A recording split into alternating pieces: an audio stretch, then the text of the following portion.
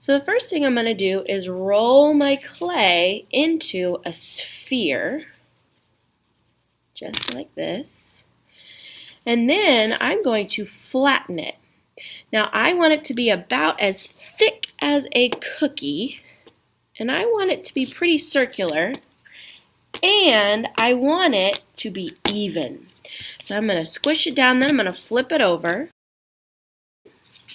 Make sure to flip it over a couple times just to make sure it doesn't stick to our mat. And once you're here, your sphere will be flattened to about that size. We're going to add some texture. There's several ways to add texture, lots of ways. One of the ways is by using what's called a texture plate.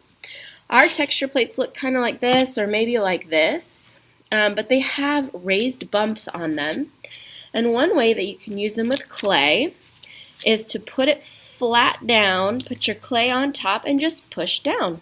Make sure you push firmly and evenly, and then you can peel off to see the texture on your clay. Now, texture is what something feels like. Now, if your clay is a little... Another way to add texture is by using our tools. Now, one of the tools we use a lot is called a skewer. And skewers are great. You can draw designs in your clay with skewers. You can poke your clay with the skewer. If you poke your clay with the skewer, I recommend you don't go all the way through the clay unless you meant to. Just make sure you're paying attention to how deep your skewer goes through the clay. You can also use the side of your skewer to press into the clay some designs just like this all the way around. Or however you want to add. You can even use your toothbrush if you wanted to get some bristles in there or something. You can just experiment with making different textures on your clay and see which one you like the best. Okay. Now, I'm ready to start my texture owl. I think I'm going to start with the middle. And in the middle, I might use one of my texture plates. So I'll put my texture plate down. I'll put my clay on top. I'll press down. And then peel it off. Gently, carefully. Alright, so now, well, that did my whole cookie. So I definitely have all the texture in the middle, and on the sides it won't really matter because I'm about to fold them in to make my wings of my owl. So I'm going to go ahead and fold in just nice and gently, and then I'll press down.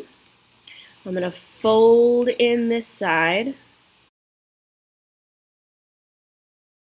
Now that my wings are folded over, the outside of my wing is ready for some texture. And this time I'm going to use my skewer to add some extra texture to my owl.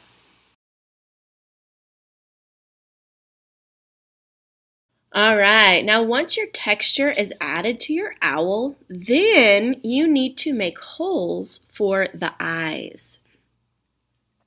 I'm going to start my hole here and here. Now you want to make sure that they're big enough so that we can thread some yarn there so that you can hang them. But also make sure that your eyes are not too close together, so we want this piece of clay in between the two holes to be pretty thick, not too thin. So make sure that you can see all the way through your eyes. You can flip it over to the back and widen your eyes just a little bit more. Fantastic. Now we've got our texture clay done. We need to let it dry, and then next week we can add our beaks and our yarn.